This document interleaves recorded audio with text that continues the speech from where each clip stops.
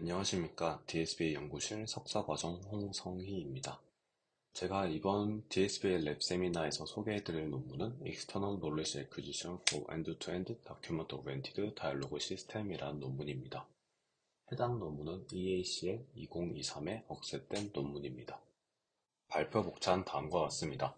먼저 백그라운드에서는 오픈 도메인 다이얼로그 시스템이란 무엇인지, 그리고 리투지라는 방법론에 대해서 간단하게 다시 리캡해 보겠습니다.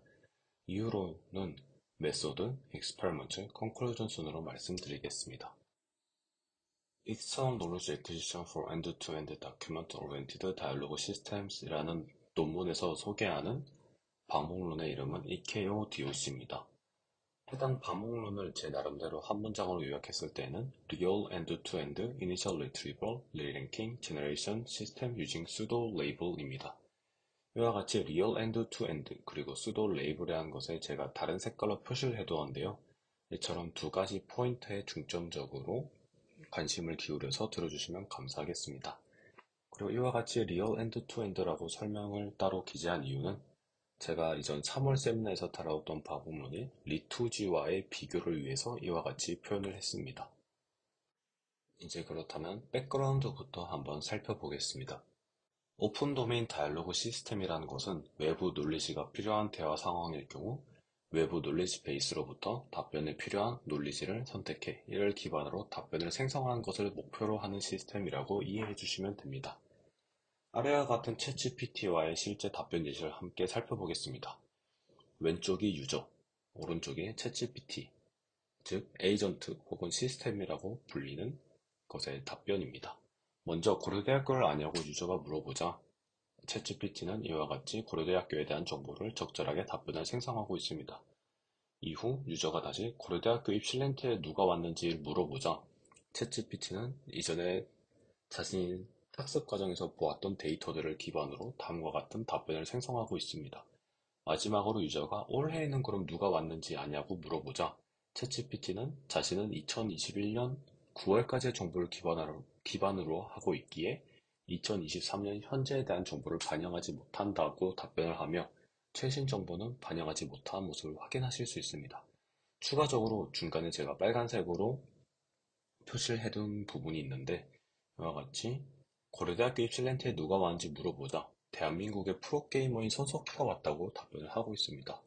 이와 같이 할루시네이션이 발생하는 모습 그리고 아래와 같이 최신의 정보를 반영하지 못하는 모습을 확인하실 수 있습니다. 즉 답변을 적절하게 생성해내지 못하는 모습을 확인하실 수 있습니다. 그렇다면 이러한 상황에서 외부 놀리지 베이스로부터 사용자의 질문과 관련된 놀리지를 탐색한다면 적절한 답변을 생성할 수 있을 것입니다. 이전 슬라이드에서 봤던 실제 예시와 달리 만약에 위키피디아와 같은 외부 놀리지 베이스로부터 적절한 지식을, 즉 놀리지를 찾아와서 답변을 생성한다면 이처럼 할루시네이션이 줄어들거나 최신의 정보를 반영할 수 있을 것입니다. 이러한 오픈 도메인 다이얼로그 시스템의 전체 과정 자체를 실제 태스크 관점에서 살펴보자면 두 가지 서브 태스크로 나누어서 볼 수 있습니다. 첫 번째로는 외부 놀리지 베이스로부터 다이얼로그 컨텍스트 혹은 다이얼로그 히스토리라고 불리는 유저와 시스템 간의 대화 이력을 바탕으로 적절한 놀리지를 탐색하는 단계인 놀리지 셀렉션, 그 다음으로는 적절한 답변을 생성하는 놀리지 그라운디드 리스폰스 제너레이션입니다. 여기 아래 피규어에서도 표현했다시피 첫 번째 서브 태스크인 놀리지 셀렉션에서는 시스템과 유저의 이전 대화 내역인 다이얼로그 컨텍스트와 외부 놀리지 베이스를 이용해서 특정 놀리지를 선택하게 되고 두 번째 서브 태스크인 놀리지 그라운디드 리스폰스 제너레이션에서는 다이얼로그 컨텍스트와 서브 태스크 1의 결과로 선정된 지식들을 기반으로 함께 인풋으로 사용해서 아래와 같은 답변을 생성해내는 것을 목표로 하고 있습니다. 이제 그렇다면 오픈 도메인 다이얼로그 시스템이 어떤 것인지 간단하게 살펴보았고 대표적인 데이터셋에 대해서 두 가지 소개해 드리겠습니다. 첫 번째로는 바로 Knowledge Intensive Task에서 가장 대표적인 벤치마크 데이터셋인 킬트의 Wizard of Wikipedia입니다. 킬트는 인포메이션 리트리버 관련 대표적인 벤치마크 데이터셋으로 이 중에서도 Wizard of Wikipedia, 흔히들 와우라고 많이들 줄여서 말하시는데 해당 이 와우 데이터셋은 위키피디아로부터 적절한 논리지를 탐색해 사용자의 질문 혹은 대화에 대한 적절한 답변을 생성해내는 것을 목표로 하고 있는 데이터셋이라고 이해해 주시면 됩니다. 다음과 같이 왼쪽에 인풋이 유저 그리고 시스템 간의 대화가 이루어져 있고 외부 논리지 베이스인 위키피디아엔 오른쪽과 같이 위키피디아 페이지 내에 몇 가지 문단으로 구성된 페이지가 있음을 확인하실 수 있습니다. 왼쪽의 피규어를 다시 확인해 보시면 인풋으로는 다이로그 컨텍스트가 활용되고 있는 모습을 확인하실 수 있고 아웃풋으로는 I think Dracula is the best one 이라는 유저의 마지막 발화에 대한 가장 적절한 knowledge grounded response가 답변으로 어노테이션이 되어 있는 모습을 확인하실 수 있습니다. 추가적으로 프로피넌스라는 것이 7923-1이라고 어노테이션이 되어 있는데 여기서 외부 논리지 베이스인 위키피디아에서 7923번째 페이지에서 첫 번째 문단을 논리지 셀렉션에서 가져와서 이를 기반으로 제너레이션을 해야 함을 나타내고 있습니다. 그 다음 데이터셋으로는 DSTC11이라는 컴페티션의 트랙 5 데이터셋을 예시로 한번 들어보겠습니다. 해당 데이터셋을 요약해서 말씀드리자면 이전에 보았던 킬토와와 달리 외부 논리지 베이스가 위키피디아가 아니라 개인 고객의 리뷰 혹은 개인 고객이 특정 호텔이나 식당에 문의를 했던 내역인 FNQ를 외부 논리지 베이스로 삼아서 사용자의 질문에 대한 답변을 생성하는 것을 목표로 하는 데이터셋이라고 이해해 주시면 될 것 같습니다. 이전 킬토와우에서 보았던 것과 동일하게 인풋으로는 유저와 시스템 간의 대화 내용인 다이로그 컨텍스트가 사용되며 논리지 셀렉션 단계에서는 이러한 다이로그 컨텍스트를 기반으로 외부 논리지 베이스로 상정한 고객 리뷰 및 FNQ에서 관련 있는 논리지를 가져오게 됩니다. 이때 이전에 보았던 킬토와우와 달리 관련된 논리지 자체의 개수가 2개 이상인 경우가 매우 많다는 것입니다. 첫 번째 서브 태스크인 논리지 셀렉션 이후 적절한 논리지가 선정이 되었다면 다이로그 컨텍스트와 선정된 논리지들을 가지고 최종적으로는 아래와 같은 knowledge grounded response를 생성하게 됩니다. 그 다음으로는 이제 올해 3월에 제가 세미나에서 다루었던 방법론인 리투지에 대해서 다시 한 번 더 설명드리겠습니다. 이번 세미나에서 EKO-DOC라는 방법론을 소개해드리게 된 계기이기도 한 방법론입니다. 이 리투지라는 방법론은 요약해서 말씀드리자면 스파르스 리트리버인 BM25 그리고 덴스 리트리버인 DPR을 함께 사용한 리트리버 앤 제너레이트 모델입니다. 네, 리투지에서는 총 3가지 프로세스를 통해 최종적으로 특정 다이로그 컨텍스트 혹은 쿼리를 기반으로 아웃풋을 생성하게 됩니다. 이니셜 리트리버, 리랭킹, 제너레이션 순으로 프로세스가 진행됩니다. 리투지의 좀 특이한 점은 총 4번의 트레이닝 과정인 DPR 트레이닝, 제너레이션 트레이닝, 리랭킹 트레이닝, 엔드-투-엔드 트레이닝이라는 총 4번의 단계를 통해서 최종적으로 리투지라는 모델이 학습하게 됩니다. 리투지의 첫 번째 트레이닝 과정은 DPR 트레이닝입니다. 해당 과정을 통해서 패시지 인코더와 쿼리 인코더의 모델 파라미터들이 업데이트되게 됩니다. DPR 원래 논문의 트레이닝 방법과 동일한 방법을 이용하고 있습니다. 타겟으로는 골드 패시지가 이용됩니다. 이 골드 패시지라 함은 논리지 셀렉션 단계에서 특정 쿼리 혹은 다이로그 컨텍스트 등을 기반으로 외부 논리지 베이스에서 관련된 논리지를 가져와야 되는데 이때 모델의 파라미터를 업데이트 시키기 위해 지도 학습 과정에서 실제로 관련된 논리지를 골드 패시지라고 부르게 됩니다. 이 골드 패시지를 타겟으로 이용하고 배치 사이즈는 128 그리고 DPR에서 소개되었던 BM25를 이용한 하드 네거티브 또한 사용됩니다. 로스 펑션은 일반적인 컨트라스티브 러닝과 동일하게 파지티브 페어와의 유사도는 높아지도록 그리고 네거티브 페어와의 유사도는 낮아지도록 패시지 인코더와 쿼리 인코더의 파라미터들이 업데이트되게 됩니다. 그 다음은 제너레이션 트레이닝입니다. 해당 트레이닝 과정을 통해서는 쿼리 인코더와 제너레이터가 트레인됩니다. 해당 방법론은 Retrieve and Generate라는 레그라는 방법론에서 제안했던 원래 트레이닝 과정과 동일한 과정을 거치고 있습니다. 타겟으로는 골드 시퀀스, 즉 이 해당 피규어에서는 맨 오른쪽에 나와 있는 아웃풋 자체인 골드 시퀀스가 타겟으로 사용됩니다. 이때 리투즈에서는 BM25와 리랭커를 사용하는 것이 원래 구조이지만 제너레이션 트레이닝 시에는 BM25가 리랭커가 없는 상황에서 트레이닝을 수행하게 됩니다. 트레이닝 데이터의 인풋 쿼리와 아웃풋 페어인 X 그리고 Y를 이용해서 리트리버와 제너레이터를 함께 트레인시키게 됩니다. 이때 원래 레그에서 제안했던 트레이닝 과정과 동일하게 리트리버인 DPR의 패세지 인코더는 프리즈 시킨 상태로 쿼리 인코더 제너레이터만 트레인시키게 됩니다. 그 다음은 리랭킹 트레이닝입니다. 해당 과정을 통해서는 리랭커인 버트가 업데이트되게 됩니다. 버트를 리랭커로 사용하며 타겟으로는 해당 리랭커 또한 일종의 놀리지 셀렉션을 위한 모델이기 때문에 타겟으로는 골드 패세지가 이용됩니다. 트레이닝 상황에서 트레이닝 셋에 대한 DPR과 BM25의 리트리버 결과를 합친 다음 리랭커의 트레이닝 셋 인풋 패시지로 사용하게 됩니다. DPR과 BM25를 통해 리트리브된 패시지 하나씩을 쿼리와 합쳐서 크로스 인코더 형태로 리랭커의 인풋으로 사용하게 됩니다. 쿼리와 패시지의 관계가 파지티브인지 네거티브인지 이심분류하는 태스크로 리랭커를 트레인시키게 됩니다. 마지막 트레이닝 단계인 엔드-투-엔드 트레이닝입니다. 해당 단계를 통해서 쿼리 인코더, 그리고 리랭커, 제너레이터까지 리투지라는 모델의 처음부터 끝까지 모델의 파라미터들이 업데이트되게 됩니다. 이때 레그의 트레이닝 방법론과 온라인 놀리지 디스틸레이션을 함께 이용하게 됩니다. 엔드-투-엔드 트레이닝인 만큼 타겟으로는 인풋 쿼리가 들어왔을 때 최종적인 아웃풋인 시퀀스, 즉 골드 시퀀스를 타겟으로 사용하게 됩니다. 조금 전에 말씀드렸다시피 인풋 쿼리 X가 들어오면 골드 아웃풋 Y를 반환하도록 레그의 트레이닝 과정을 사용하게 됩니다.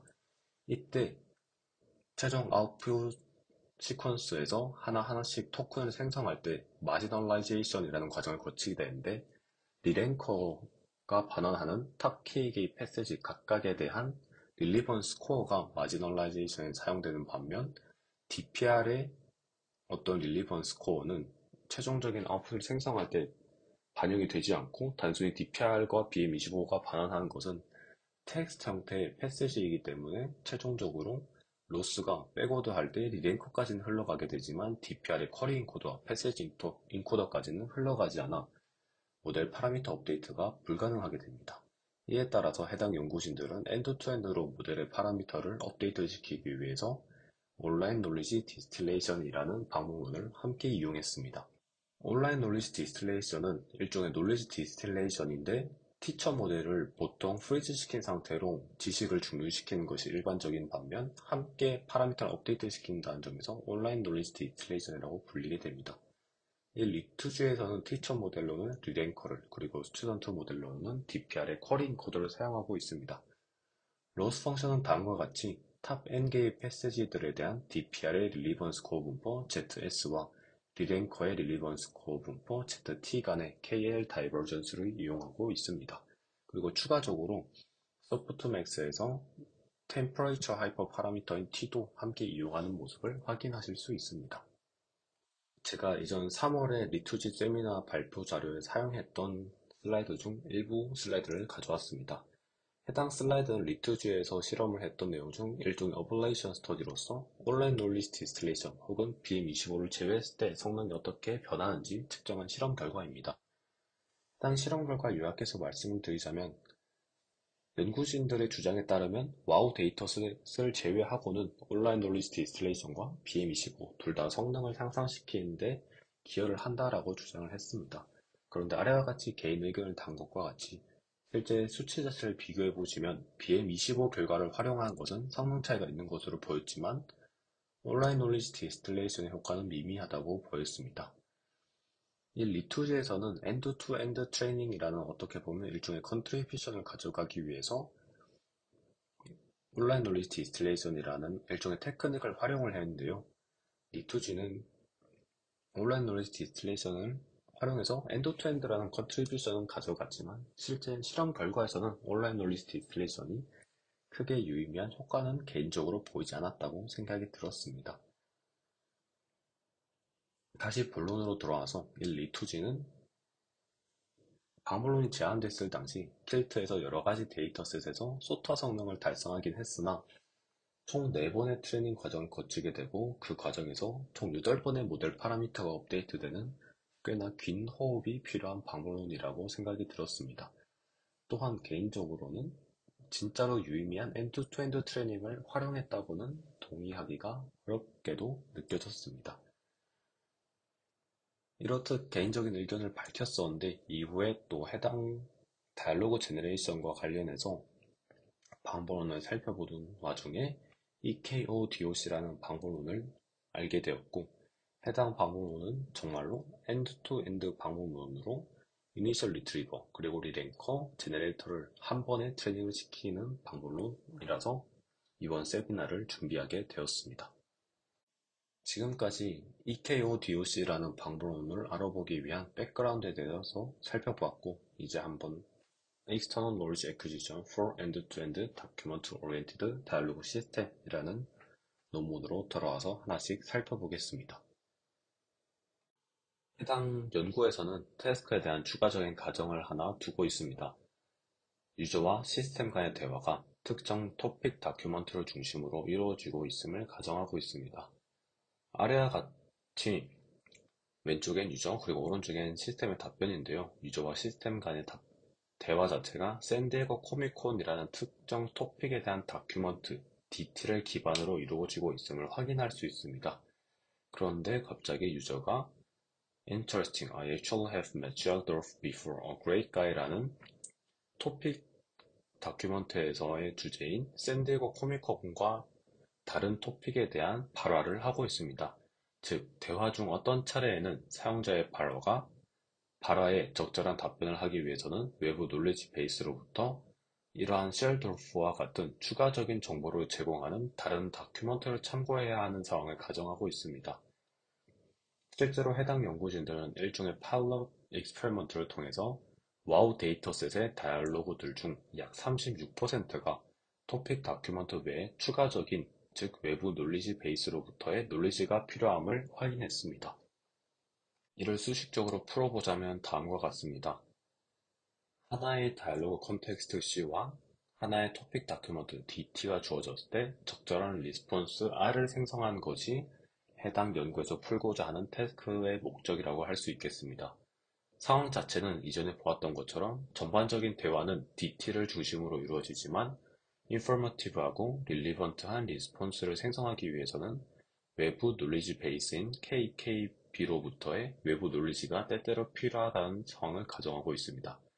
즉, 이 태스크 자체는 다이얼로그 컨텍스트 그리고 토픽 다큐먼트 그리고 외부 놀리지 베이스가 주어졌을 때 적절한 답변 R을 생성할 확률을 최대화시키는 태스크라고 할 수 있겠습니다. 이러한 태스크 자체를 이전에 백그라운드에서 봤던 것처럼 세부 두 가지 태스크로 나누어서 볼 수 있는데요. 첫 번째로는 놀리지 셀렉션, 두 번째로는 리스폰스 제너레이션입니다. 그리고 이 첫 번째 태스크인 놀리지 셀렉션 단계에서 이니셜 리트리버와 리랭킹 과정이 포함됩니다. EKO-DOC라는 방법론의 전체 모델 구조입니다. 먼저 이니셜 리트리버 단계에선 DPR을 사용하고 있으며 리랭킹 과정에서는 크로스 인코더 형태의 리랭커를 사용하고 있고 제너레이션 단계에서는 시퀀스 투 시퀀스 형태의 내추럴 랭귀지 제너레이션 모델을 활용하고 있음을 확인하실 수 있습니다. 네, 그림 자체는 복잡하게 보이실 수도 있지만 하나하나씩 살펴보면 간단합니다. 먼저 이니셜 리트리버 단계에서는 토픽 다큐먼트와 시스템과 유저 간의 이전 대화 이력인 다이얼로그 컨텍스트를 인풋으로 받아서 외부 놀리지 베이스로부터 관련된 K1개의 다큐먼트들을 찾게 됩니다. 그 다음 리랭킹 과정에서는 리트지에서 그랬던 것처럼 이니셜 리트리버 결과로 반환된 K1개의 다큐먼트 하나씩을 인풋에 포함시켜서 관련이 얼마나 있는지 선정을 하게 되고 이 관련이 얼마나 있는지를 좀 정량적으로 측정한 스코어인 S-Fine-Grained를 기반으로 K2개의 다큐먼트들을 최종 선정하게 됩니다. 마지막으로 제너레이션 단계에서는 리랭킹의 결과로 반환된 K2개의 다큐먼트들을 모두 한 번에 인풋으로 받아서 다이얼로그 컨텍스트와 함께 컨캣하여서 시퀀스 투 시퀀스 모델을 인풋으로 넣어 최종적인 knowledge grounded 리스폰스를 생성시키게 됩니다. 이제 그렇다면 하나하나씩 조금 더 자세히 살펴보겠습니다. 첫 번째 단계인 이니셜 리트리버 단계입니다. 이 이니셜 리트리버 단계의 역할은 1차 필터링 역할이라고 이해해 주시면 가장 쉬울 것 같습니다. 다이얼로그 컨텍스트와 토픽 다큐먼트가 주어졌을 때 DPR을 이용해서 K1개의 놀리지 스니펫 혹은 놀리지 다큐먼트를 반환하게 됩니다. DPR을 사용하는 만큼 쿼리 인코더 그리고 패시지 인코더를 사용하게 되는데 쿼리 인코딩 과정에 대해서 먼저 살펴보겠습니다. 이때 EKO DOC에서는 전체적으로 사용하는 방법론의 모델 자체는 굉장히 기본적인 모델을 사용하고 있지만 인풋 구성 자체에서 좀 특이한 점이 있어서 이를 중심으로 설명을 드리겠습니다. 네, 유저와 시스템 간의 대화 내용인 다이얼로그 컨텍스트에 대한 인베딩 벡터를 구하는 과정인 쿼리 인코딩 단계에서는 다음과 같이 인풋을 구성하게 됩니다. 다이얼로그 컨텍스트와 토픽 다큐먼트를 콘캣해서 사용하게 되는데요. 이와 같이 스타트 그리고 엔드 토큰에 해당하는 s 그리고 슬래시 s라는 토큰이 인풋의 맨 앞과 맨 뒤에 스페셜 토큰으로 들어간 모습을 확인하실 수 있으며 다이얼로그 컨텍스트와 토픽 다큐먼트를 구분해주는 스페셜 토큰인 세퍼레이트 토큰이 중간에 위치한 것을 확인하실 수 있습니다. 이때 또 TDT라고 나와 있는데 이 EKO DOC에서는 외부 놀리지 베이스에 있는 놀리지 다큐먼트 그리고 토픽 다큐먼트들을 모두 다음과 같이 타이틀 슬래시 디스크립션 즉 다큐먼트의 제목과 본문을 이와 같은 형태로 변형시켜서 사용을 하고 있습니다. 그리고 유저와 시스템 간의 대화 내용인 다이얼로그 컨텍스트의 경우 첫 번째 발화, 그 다음 두 번째 발화, 세 번째 발화, 그리고 마지막 발화까지 모두 일자로 쭉 플래튼 시킨 다음에 각 발화 사이를 세퍼레이트 토큰을 이용해서 구분해준 형태로 활용하고 있습니다. 아래쪽 예시에 나와 있다시피 토픽 다큐먼트 DT와 다이얼로그 컨텍스트가 주어졌을 때 위에 기재해둔 수식을 따라서 수식이라기보다는 일종의 노테이션이죠. 해당 노테이션을 따라서 예시를 보시면 토픽 다큐먼트 DT의 제목인 고려대학 입실렌티 슬래시 그리고 본문에 해당한 내용 그리고 세퍼레이트 토큰이 나와 있고 유저와 시스템 간의 대화가 하나하나씩 들어가 있는 모습을 확인하실 수 있습니다. 이러한 인풋이 DPR의 쿼리 인코더에 들어가서 인베딩 벡터 V를 산출하게 됩니다. 그 다음은 외부 놀리지 베이스에 있는 놀리지 하나하나씩의 인베딩을 구하게 되는 놀리지 스니펫 혹은 놀리지 다큐먼트 인코딩 과정입니다. 인풋으로는 각 놀리지 다큐먼트 하나씩이 사용되며 이전에 보았던 다큐먼트와 동일하게 문서의 제목 그리고 본문이 이와 같은 형태로 전처리 된 다음 하나씩 패세지 인코더에 태워서 인베딩 벡터 VJ를 구하게 됩니다. 이때 VJ는 외부 놀리지 베이스에서의 제2번째 놀리지 다큐먼트를 나타내는 인덱스를 나타냅니다. 최종적으로 이니셜 리트리버에서는 특정 외부 놀리지 베이스 제2번째 놀리지 다큐먼트와 다이얼로그 컨텍스트가 얼마나 관련이 있는지 다음과 같은 Course Grand Relevance Score인 SC로 구하게 됩니다. 기존 DPR과 동일하게 단순히 다이얼로그 컨텍스트로부터 구한 벡터인 V 그리고 외부 놀리지 베이스에 있는 제2번째 놀리지 다큐먼트에 대해서 구한 인베딩 벡터인 VJ 간의 대적 값을 이용하고 있습니다. 이때 한 가지 특이한 점으로는 각각 벡터 V와 VJ를 구할 때 CLS 토큰의 인베딩 벡터를 사용하지 않고 민 풀링을 이용해서 인베딩 벡터를 구하는 모습을 확인하실 수 있습니다.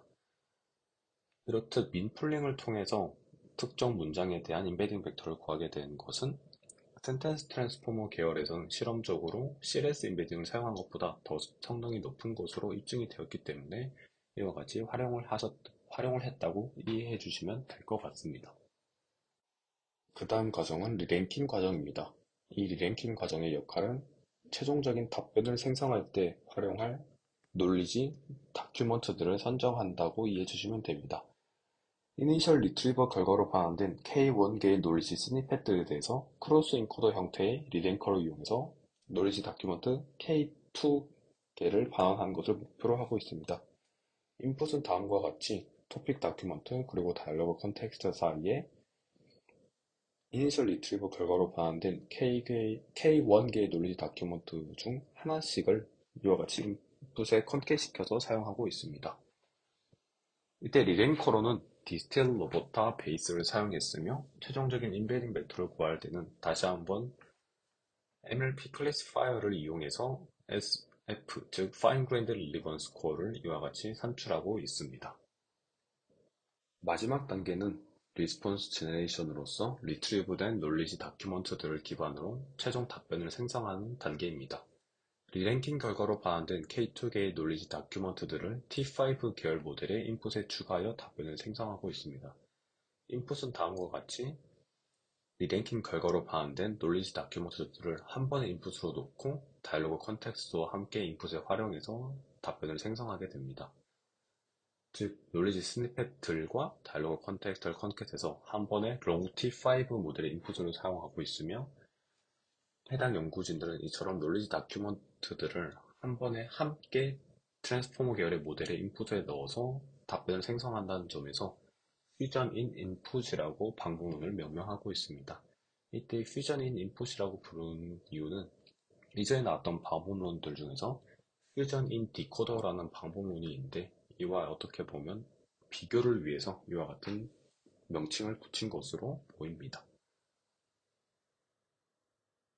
EKO DOC의 모델 구조적인 관점에서 한번 살펴보았는데요. 리트지에서 봤던 것과 크게 차이는 없습니다. 전반적으로는 동일하게 이니셜 리트리버, 리랭킹, 제너레이션 과정을 거치게 되고 이니셜 리트리버에서도 DPR을 사용했다는 점, 그리고 리랭킹 과정에서도 버트 베이스 모델을 사용했다는 점, 제너레이션에서는 T5를 사용했다는 점 정도가 차이고 인풋 구성에서의 약간의 차이가 있었습니다.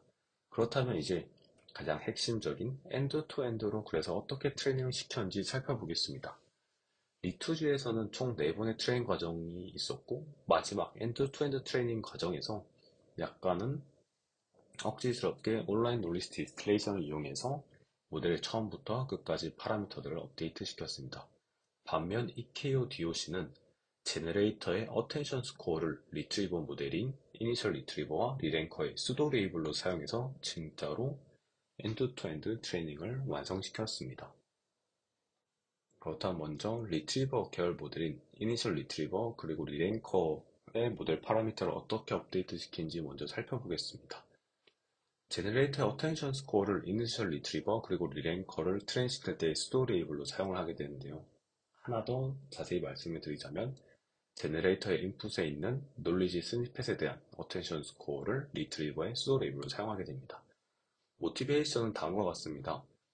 만약에 제너레이터인 롱T5의 디코더가 제너레이터의 인코더에 인풋으로 들어오게 되는 놀리지 다큐먼트들 중에서 특정 놀리지 다큐먼트에 만약 더 많은 어텐션을 가한다면 해당 놀리지 다큐먼트 혹은 놀리지 스니펫은 더 릴리번트한 놀리지 스니펫 혹은 놀리지 다큐먼트일 것이기 때문에 이를 수도 레이블로 활용할 수 있을 것이다 라는 모티베이션을 갖고 있습니다.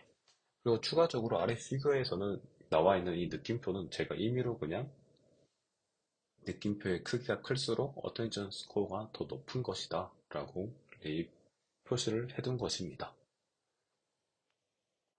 제너레이터의 어텐션 스코어를 리트리버 모델을 업데이트 시킬 때 수도 레이블로 사용한다고 말씀을 드렸는데요. 먼저 각각의 세부 과정에 대해서 살펴보겠습니다. 첫 번째로는 특정 제2번째 놀리지 다큐먼트의 평균 어텐션 스코어 ADJ를 아래와 같은 수식을 통해서 계산하게 됩니다. 노테이션은 아래와 같이 L은 디코더의 레이어 수며 롱T5 라지에선 실제로 24개의 디코더로 이루어져 있고 H는 어텐션 헤드의 수로 16이라고 이해해 주시면 될 것 같습니다. 그리고 SJ, EJ는 각각 제너레이터 인풋에서 놀리지 다큐먼트 DJ의 스타트 토큰과 엔드 토큰을 각각 의미하게 됩니다. 그리고 Y-햇은 골드 시퀀스인 그라운드 트루스 리스폰스이며 PLHXY는 이 부분만 이해를 해주시면 되는데 이 PLH는 디코더의 L번째 레이어의 H번째 어텐션 헤드에 의해 계산되는 Y-햇의 Y번째 토큰과 인풋 X의 X번째 토큰 간의 프리 어텐션 스코어를 나타내고 있습니다.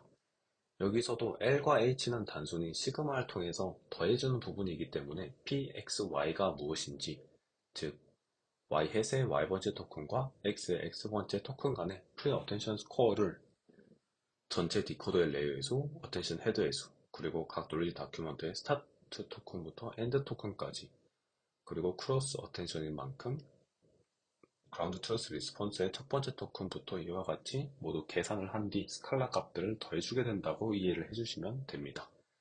예시는 다음 슬라이드에서 같이 살펴보겠습니다. 다음과 같이 제너레이터의 인풋 X 그리고 그라운드 트루스 리스폰스 Y 햇이 있다고 가정을 해보겠습니다. 먼저 쿼리로 사용된 토큰은 그라운드 트루스 리스폰스의 첫 번째 토큰 Y1 올해라는 토큰입니다. 그리고 저희가 살펴보고자 하는 논리 다큐먼트는 첫 번째 논리 다큐먼트로서 D1이며 D1에서도의 스타트 토큰 S1은 2023년이라는 토큰이고 엔드 토큰인 E1은 기념했습니다 라는 엔드 토큰입니다. 여기선 임의로 한글이지만 단순히 띄어쓰기를 기준으로 토커나이즈를 한 예시라고 보시면 될 것 같습니다. 이해를 위해서 이와 같이 매우 간단한 방법으로 토커나이제이션을 진행했다고 생각해 주시면 감사하겠습니다. 아래 피겨와 같이 2023년이라는 토큰 그리고 올해라는 토큰에 대해서 먼저 임베딩을 구하고 이후 각각 쿼리 임베딩과 키 임베딩을 구하게 됩니다. 이후 올해라는 이 쿼리 임베딩 Q2와 키값으로 사용되는 2023년이라는 토큰의 키 임베딩 K1을 곱한 값이 바로 PLH 2023년 올해라는 값이라고 이해해 주시면 될 것 같습니다. 이와 같은 과정을 그 다음으로는 올해 그리고 첫 번째 논리 다큐멘트의 두 번째 토큰인 입실렌트의 키 임베딩과 또 곱해서 얻게 되는 값을 또 동일한 방법을 통해 구할 수 있을 텐데요. 이러한 과정이 올해라는 토큰을 기준으로 2023년부터 기점했습니다까지 모두 더한 값이 바로 시그마 x는 sj부터 ej라고 이해해 주시면 됩니다. 그 다음으로 그라운드 트루스 리스폰스에서 첫 번째 토큰인 올해부터 마지막 토큰인 왔습니다까지라는 과정이 또 동일하게 반복을 하고 이러한 과정이 각 어텐션 헤드의 수만큼 그리고 디코더의 레의 수만큼 모두 스칼라 값인 PLHXY가 더해진 값을 모두 L 곱하기 H 그리고 SJ-EJ 플러스 1의 절대값 곱하기 그라운드 트루스 리스폰스의 랭스만큼 나눠주게 되면 특정 논리지 다큐먼트 DJ의 평균 어텐션 스코어를 산출할 수 있게 됩니다. 즉, 이 평균 어텐션 스코어 ADJ도 스칼라 값을 가지게 됩니다. 이후 과정은 비교적 간단하니 가벼운 마음으로 들어주시면 감사하겠습니다. 리랭킹 결과로 반환된 K2개의 논리지 다큐먼트들에 대해서 이전 슬라이드에서 봤던 과정을 통해서 각각에 대한 평균 어텐션 스코어를 산출한 뒤 이와 같이 소프트맥스를 취해서 평균 어텐션 스코어의 분포 P 어텐션을 산출하게 됩니다. 그 다음으로는 이니셜 리트리버 그리고 리랭커의 리트리버 스코어 분포인 Q콜스와 Q파인을 산출하게 되는데 이때 리랭킹 결과로 반환된 K2개의 논리지 다큐먼트들에 대한 각각 콜스 그레인드 릴리번스 스코어 그리고 파인 그레인드 릴리번스 스코어를 구한 뒤 소프트맥스를 취해서 Q콜스 디스트리뷰션, Q파인 디스트리뷰션을 산출하게 됩니다. 이렇듯 3개의 분포를 구한 다음 최종적인 리트리버의 로스는 아래와 같이 KL 다이버전스 로스를 이용해서 구하게 됩니다. 이니셜 리트리버의 업데이트에 사용되는 로스는 다음과 같이 제너레이터를 통해서 구하게 된 P 어텐션 그리고 이니셜 리트리버로부터 얻은 Q 콜스 간의 KL 다이버전스를 리랭커에서는 P 어텐션과 Q 파인 간의 KL 다이버전스를 이용해서 최종적인 리트리버의 즉 논리지 셀렉션 단계에서 활용되는 로스는 단순히 이니셜 리트리버의 로스와 리랭커의 로스를 더한 값을 이용하게 됩니다. 그 다음으로는 제너레이션 로스인데요. 이때는 단순히 NLL 로스를 이용해서 다음과 같이 이전 토큰까지 생성이 되었고 어떠한 특정 인풋 X를 받았을 때 다음 토큰 YI를 산출할 확률을 최대화시키는 방향으로 모델의 파라미터를 업데이트 시키게 됩니다. 즉 일반적인 컨디셔널 제너레이션에서의 로스를 사용하고 있습니다. EKO DOC라는 방법론의 이니셜 리트리버, 리랭커, 그리고 제너레이터까지 모든 모델의 파라미터를 업데이트 시키기 위한 최종 로스 하나는 즉 L 파이널은 이전에 보았던 리트리버의 로스 그리고 위에서 본 제너레이션의 로스를 단순 합한 것을 이용해서 모델의 파라미터들을 모두 업데이트시키게 됩니다. 즉, EKO DOC는 파이널 로스를 이용해서 이니셜 리트리버부터 제너레이터까지 엔드-투-엔드로 모두 한 번에 트레이닝을 시키게 됩니다. 이때 추가적인 사항으로는 DPR의 패세지 인코드는 프리즈한 상태를 이용하고 있습니다. 그 다음으로는 실험 결과에 대해서 말씀드리겠습니다. 실험에 사용한 데이터셋은 총 두 가지이며 킬트 위저드 오브 위키피디아와 멀티 닥투 다이얼입니다. 킬트 와우에서는 놀리지 베이스에는 약 2200만 개의 패시지가 존재하며 원래 데이터에는 토픽 다큐먼트 DT가 존재하지 않기 때문에 각 다이얼로그마다 어노테이션된 위키피디아 페이지의 첫 번째 문단을 매뉴얼하게 토픽 다큐먼트로 사용했다고 합니다. 그리고 멀티 닥투 다이얼의 경우 각 다이얼로그가 여러 개의 다큐먼트를 기반으로 이루어진 좀 특이한 데이터셋인데요. 해당 데이터셋에는 외부 놀리지 베이스 KKB에 4283개의 놀리지 패시지들이 존재한다고 합니다. 그리고 이때도 토픽 다큐먼트가 원래 존재하지 않는 상황이기 때문에 각 다이얼로그의 기반이 되는 그라운디드 다큐먼트들 중에서 첫 번째 다큐먼트의 첫 번째 문단을 토픽 다큐먼트로 사용했다고 합니다. 세부적인 모델 이니셜라이제이션 그리고 하이퍼 파라미터는 다음과 같습니다. 모델 이니셜라이제이션에 대해서 살펴보자면 DPR에서는 All Infinite Base V2라는 센텐스 트랜스포머 계열의 꽤나 성능이 좋은 모델을 이용해서 이니셜라이즈를 했으며 리랭커 또한 디스틸 로보타로 꽤나 성능이 좋은 모델을 이용해서 이니셜라이즈를 했습니다. 그리고 제네레이터 또한 롱T5의 T글로벌 라지를 이용했습니다.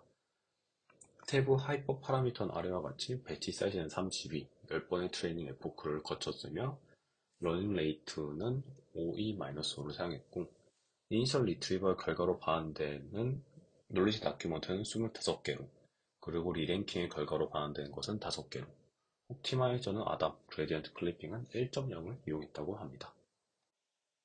실험의 비교군으로 사용된 베이스라인은 크게 두 가지로 분류가 되는데요. 첫 번째로는 리트리버를 사용하지 않은 베이스라인, 두 번째로는 프리즈된 리트리버를 사용했을 때입니다.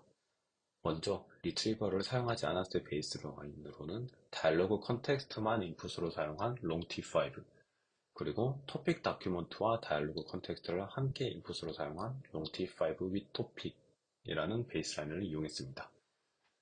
그리고 두 번째 분류인 프리즈된 리트리버를 사용한 경우에는 프리즈된 DPR에 퓨전인 인풋을 사용한 경우, 즉 프리트레인된 DPR로 5개의 놀리지 다큐먼트를 탐색한 다음 다이얼로그 컨텍스트와 함께 FII 모델의 인풋으로 사용한 경우인 Frozen DPL plus FII 그리고 여기에 더해 토픽 다큐먼트도 함께 인풋으로 사용한 경우를 베이스라인으로 삼았습니다. 여기서 이 퓨전인 인풋은 조금 전에 모델 방법론 설명할 때 제가 말씀을 드렸었는데 혹시나 까먹으실 수도 있기 때문에 간략하게 말씀을 드리자면 일반적인 모델들은 제너레이션을 할 때 놀리지를 하나씩 받거나 인베딩된 벡터에 컨캣한 거를 디코더에 넣어서 제너레이션을 하는데 활용하는 방법은 있었지만 이 EKO DOC에서는 텍스트 형태의 놀리지 다큐먼트 여러 개를 한 번에 컨캣을 해서 롱T5라는 맥스 시퀀스 랭스 자체가 큰 모델을 이용해서 놀리지 간에도 어텐션이 수행되는 방법이 이용했기 때문에 이와 같은 퓨전인 인풋이란 방법론을 명명했고 단순히 놀리지 다큐먼트 여러 개를 같이 인풋에 넣었다라고 이해를 해주시면 될 것 같습니다. 실험 결과입니다. 이 해당 장표에서는 F1, 루지L, 리콜@1과 같은 오토매틱 매트릭에 대한 부분에 대해서 먼저 말씀드리겠습니다. EKO DOC 그리고 리랭커를 사용하지 않은 EKO DOC가 모든 매트릭에서 앞서 살펴봤던 베이스라인보다 높은 성능을 보였습니다. 그리고 실험 결과 옆에 제가 화살표로 1, 2, 3이라고 표시를 해두었는데 먼저 1에 대해서 살펴보자면 리랭커를 사용하지 않은 EKO DOC와 프로즌 DPR의 토픽 다큐먼트를 함께 이용한 퓨전인 인풋 방문론 적용했을 때를 비교해서 성능을 보면 리랭커를 사용하지 않았을 때 EKO DOC가 더 높은 것을 확인하실 수 있습니다. 이때 차이점은 단순히 리트리버 모델을 파인 튜닝 했냐 안 했냐인데 어텐션 스코어 기반의 수도 레이블을 이용해서 리트리버 모델을 파인 튜닝 했더니 성능이 올라감을 확인할 수 있었습니다. 그리고 두 번째로는 토픽 다큐먼트를 인풋에 사용했을 때의 롱T5와 토픽 다큐먼트를 사용하지 않았을 때의 롱T5의 성능 비교 결과입니다. 즉, 토픽 다큐먼트를 인풋에 포함했더니 성능이 꽤나 많이 올라가는 것을 통해서 토픽 다큐먼트를 함께 사용한 것의 중요성을 확인할 수 있었다고 합니다. 그리고 세 번째로는 EKO DOC 그리고 리랭커를 사용하지 않은 경우의 성능 비교 결과인데요. 리랭커를 사용했을 때 꽤나 유의미하게 성능이 향상되는 점을 보아서 리랭커의 중요성을 확인할 수 있습니다. 특히나 멀티 닥투 다이얼의 경우 리콜 앳 1이 리랭커가 없었을 때는 33.88이었지만 리랭커를 함께 사용했더니 41.6으로 꽤나 비약적인 성능 향상이 있음을 확인할 수 있었습니다. 해당 필경어는 킬트 와우의 리더보드입니다. 킬트 리더보드 당시에 2023년 2월의 결과를 보시면 EKO DOC가 루지 L 그리고 F1 킬트 F1에서 소타 성능, 즉 가장 높은 성능을 달성한 것을 확인할 수 있습니다. FID 라이트가 리콜 앳 1에서 그리고 리2G가 리콜 앳 5에서 더 높은 성능을 보이긴 했지만 두 방법론은 리트리버 모델을 트레인하기 위해서 골드 리트리버 레이블을 사용했다는 점에서 EKO DOC는 차별성을 보이고 있습니다. 자신들은 골드 레이블을 리트리버 모델을 업데이트 시킬 때 골드 레이블을 사용하지 않았음에도 루지 L 그리고 F1, 킬트 F1이라는 어떻게 보면 데이터셋의 최종 목표인 리스폰스 제너레이션에서 높은 성능을 보였으며 리콜 앳 1과 리콜 앳 5에서도 각각 소타는 아니지만 2등이라는 높은 성능을 낼 수 있음을 보였습니다. 즉, 어텐션 스코어 기반의 수도 레이블을 이용한 것이 골드 리트리버 레이블을 사용한 것과 견줄 만한 성능을 보일 수 있다라는 점을 함께 실험적으로 입증했습니다. 그리고 제네레이션 태스크인 만큼 휴먼 이밸류에이션도 함께 진행을 했습니다. 총 3가지 특정 기준을 가지고 평가를 했는데요. 먼저 답변이 유창하고 문법적으로 옳은가에 대한 플루언시, 두 번째로 답변이 토픽에 맞고 마지막 대화와 관련이 있는가에 대한 릴리번스, 마지막으로 답변이 새로운 흥미로운 정보를 제공하는가에 대한 인터레스팅이었습니다. 이때 베이스라인, 즉 비교 실험 모델로는 롱T5와 토픽 다큐먼트를 이용한 롱T5입니다. 이렇게 베이스라인을 구성한 것이 조금 특이하다고 생각하실 수도 있는데요. 이에 대해 해당 연구진들은 해당 논문의 메인 목표 자체가 외부 놀리지가 다큐먼트 오리엔티드 다이얼로그에 얼마나 도움이 되는지 분석하기 위해 이와 같이 베이스라인을 선정했다고 합니다. 세 가지 평가 기준에서 모두 ETO DOC가 롱T5 그리고 롱T5 위토픽보다 뛰어난 모습을 보였습니다. 특히 답변이 새로운 흥미로운 정보를 얼마나 제공하는가에 대한 인터레스팅니스에서 많이 뛰어난 모습을 확인하실 수 있습니다. 이러한 인터레스팅 리스트가 가장 높게 나온 이유에 대해서 살펴보자면 롱T5 그리고 롱T5 위토픽과 비교하면 EKO DOC는 외부 논리지를 이용해서 답변을 생성하기 때문에 새로운 정보를 훨씬 더 많이 제공할 수 있기 때문입니다. 즉, 다큐먼트 오리엔티드 다이얼로그에 외부 논리지를 사용하는 것이 더 좋은 답변을 생성하는 것에 도움이 된다고 해당 실험 결과를 통해서 보였습니다. 다만 아쉬운 점은 이전 오토매틱 매트릭에서는 리2G나 FID 라이트 등 이 기존의 소타 모델들을 함께 비교를 했으나 휴먼 이밸류에이션에서는 비교를 하지 않은 것이 개인적으로는 좀 아쉽게 느껴졌습니다. 마지막으로 컨클루전 말씀드리겠습니다. 네, 해당 논문에서는 제너레이터의 어텐션 스코어를 수도 레이블로 사용하여서 이니셜 리트리버, 리랭커, 제너레이터를 엔드-투-엔드로 트레인시키는 새로운 방법론을 제안했습니다. 그리고 두 개의 데이터셋에 대한 실험 결과 어텐션 스코어를 기반으로 수도 레이블을 이용해 리트리버 모델을 트레인시키는 것이 골드 리트리버 레이블을 사용하는 것에 견줄만한 성능을 보였으며 또한 킬트 와우에서 소타 성능을 달성하기도 하며 높은 리스폰스 생성 성능을 함께 보였습니다. 반면 두 가지 한계점 또한 제시를 했었는데요. 먼저 틸트 와우에서 높은 성능을 달성하긴 했지만 아직은 루지엘 스코어가 18.64, 리콜 앳원이 71.21이라는 점에서 비록 성능 자체는 다른 모델들에 비해 높긴 했지만 아직 개선의 여지가 매우 많다는 점을 제시했습니다. 또한 EKO DOC를 비롯한 트랜스포머 기반 방법론들의 공통적인 한계점인 Large Computational Complexity입니다. 비록 롱티5에서는 Transient Global Attention이라는 방법론을 이용해서 기존에 받아나온 어텐션과 같이 풀 어텐션에 비해서 획기적으로 어텐션 연산량을 줄이긴 했지만 그럼에도 여전히 모델의 크기가 크고 어텐션 레이어가 많아질수록 그리고 인풋의 길이가 길어질수록 기하급수적으로 어텐션 연산량이 많아진다는 점에서 이런 계산 복잡도에 대한 한계점을 가지고 있습니다. 이러한 한계점을 극복하기 위해서 해당 연구진들은 컴프레션 방법론을 이용해서 모델의 컴퓨테이셔널 컴플렉시티를 줄일 것이라고 향후 연구 방향을 밝히기도 했습니다. 그리고 아래 피겨는 추가적으로 제가 세미나 발표 전날에 다시 찾아본 내용인데요. EKO DOC보다 더 높은 성능의 그립 랭크라는 방법론이 최근에 제안이 되었습니다. 해당 방법론에 대해서도 한번 살펴보고 흥미롭다면 다음 세미나에서 공유드리겠습니다. 이상으로 발표 마치겠습니다. 긴 영상 시청해주셔서 감사합니다.